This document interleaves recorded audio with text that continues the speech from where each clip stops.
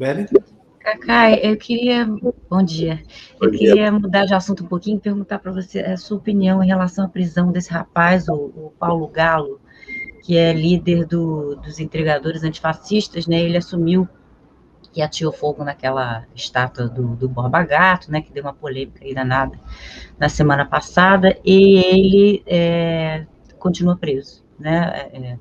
Foi negado um habeas corpus, inclusive a esposa dele também, a companheira dele foi presa junto, ela já foi libertada, né? Inclusive a moça provou que não estava nem no local no momento em que isso aconteceu. Eu queria que você falasse um pouquinho disso.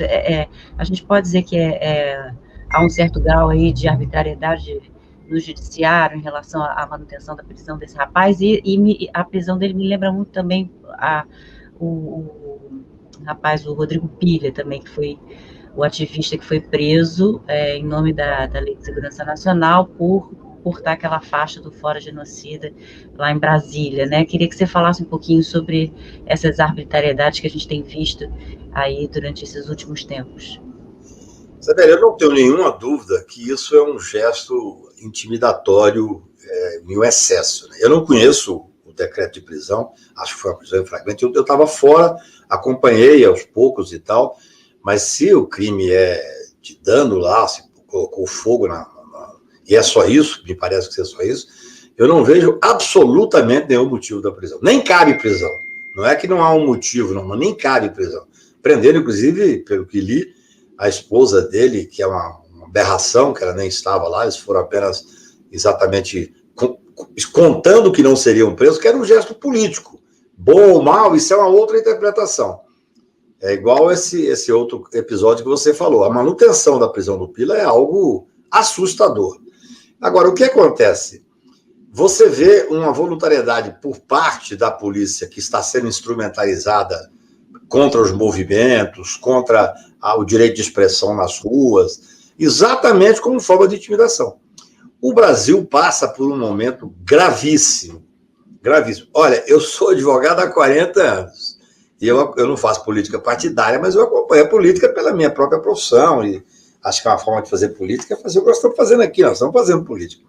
O que eu vi agora de mais importante, de mais grave, Fábio, que me deixou, até escrevi sobre isso hoje, saiu no jornal O Dia, saiu lá no IG, e estou escrevendo de novo, vai sair amanhã no Poder 360. A forma de intimidação que o governo usa, ela é disseminada. Por exemplo, a polícia prende um manifestante de forma indevida e ilegal, mantém a prisão para poder fazer uma presença. Agora, isso chegou ao ponto, essa é uma estratégia. Esse governo é um governo que mente como estratégia, mente deliberadamente. O presidente da República foi eleito, Jair Bolsonaro, em boa parte por causa das fake news. Olha o raciocínio que eu tenho e estou escrevendo sobre isso. Depois ele disseminou a mentira como forma de ação. E não importa se ele está mentindo, ele não tem nenhum tipo, só tem vergonha, só quem tem vergonha. Isso é uma estratégia. Estratégia, se você ler o Engenheiro do Caos, você vê que isso não é só no Brasil. Nos Estados Unidos e em outros países foram dessa forma. Mas o que mais me impressiona é que não só a mentira virou uma estratégia de governo, como também a intimidação. Então, o presidente da República passou a arrostar, passou a fazer uma petulância inacreditável contra autoridades e contra poderes constituídos. Você se lembra. Primeiro ele foi aqui para a porta do Exército, há muito tempo atrás, propondo que houvesse o fechamento do Congresso, o fechamento do Poder Judiciário. Olha, aquele inquérito de 14 de 19, que o Toffoli teve a coragem de abrir, designando o Alexandre, a história ainda vai contar a importância daquele inquérito. Por que eu estou chegando a isso? Porque depois que ele viu que a estratégia dava certo no varejo, prender o Galo, prender o Pila, fazer a polícia amedrontar a sociedade da manifestação, ele próprio partiu para fazer isso. E o Tribunal Superior Eleitoral tomou uma medida, Fábio, que eu acho que talvez não tenha tido a dimensão devida. Eu fiquei muito, assim, até vou dizer, até quase orgulhoso do Poder Judiciário. Olha que eu sou um crítico ferrenho às vezes até do imobilismo ou do excesso de ativismo e tal. Mas o ministro Barroso, a quem eu quero render aqui nesse ponto as minhas homenagens, ele fez uma coisa ótima. Ele propôs uma notícia crimes contra o presidente da República no Supremo. Isso é inédito na história da República. Eu estava fora do Brasil, estava começando a viajar, conversei com muita gente fora. É uma coisa inacreditável, um tribunal eleitoral, e bom, necessário para o momento, porque não adianta o advogado do Pila, o advogado do Galo contestar aí para a imprensa, claro que é importante, marca uma posição, mas não, Fábio, é um tribunal superior, com o ministro do Supremo, ministro do STJ, que se reúne depois de uma manifestação do presidente, corajosa, lúcida, digna, do ministro Luiz Roberto Barroso, e ele faz uma notícia crimes contra o presidente da República. Ou seja, a sociedade precisa começar a reagir. Isso que você fala, Isabelle, é a ponta de uma estratégia que eles têm de intimidação. Então, eu, quando li a notícia crimes, e o ministro Alexandre, que além de ser extremamente competente, o ministro Alexandre tem, além da excelência no direito constitucional, ele tem uma experiência muito grande, porque ele foi secretário de Segurança de São Paulo. São Paulo é um país. Então, ele tem muita coragem. A escolha do ministro Alexandre foi muito acertada. Eu, na época, apanhei muito da esquerda, porque eu entendo, um processualista dizia, não, isso aqui fere o sistema acusatório, não pode abrir inquérito. Podia, devia, e foi muito bom ter aberto. Tanto é que o ministro Barroso e os ministros do STJ, do Tribunal Superior Eleitoral, tinham a quem encaminhar essa notícia crime, que já foi aberto. Vocês devem ter lido. Se não leram, eu recomendo que leiam. O despacho do ministro Alexandre, duríssimo, técnico. Por que o despacho é duro, Fábio? Porque os fatos são tão graves que não tem como você fazer um despacho simples de determinar a abertura de um inquérito em face do presidente da República. Então isso, Isabelle, é uma estratégia. Eles calam, é aquela história, é aquele velho poema de entra na sua casa, pisa numa flor do jardim, depois entra dentro da casa, você não fala no primeiro momento, você não fala no segundo, de repente eles roubam sua voz, você não tem mais o que falar. Eles começaram a calar a sociedade através dessas prisões arbitrárias e absurdas, como forma de intimidação e como uma estratégia de ação. Só que quando chegaram no Supremo, muito felizmente mesmo, naquele momento, estava lá o ministro Barroso, que teve a coragem de fazer essa notícia crimes. Então, eu faço um paralelo que pode parecer distante, mas não é. É exatamente isso. Isso é uma maneira desse governo neofascista de intimidar e de atentar contra a democracia. Quando você prende um cidadão comum que está fazendo um ato de protesto, pode ser não feliz, não, você faz um processo, faz um inquérito, faz uma investigação, mas você prende e mantém preso, isso chama-se fazer um processo, uma estratégia de intimidação na sociedade. Por isso que nós estamos aqui conversando.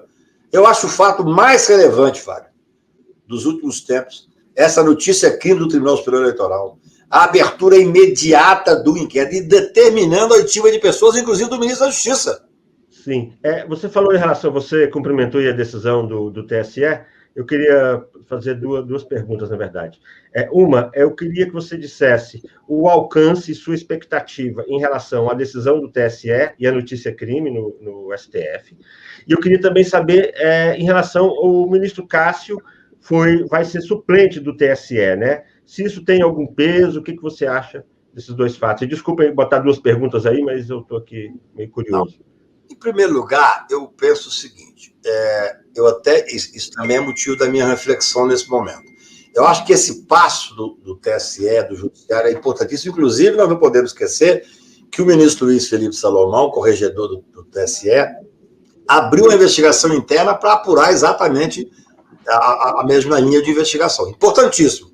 Um inquérito administrativo para apurar a responsabilidade de pessoas que estão dizendo contra o voto hoje já universalmente admirado do mundo, para voltar ao voto impresso, para que nós possamos ter novamente a força das milícias.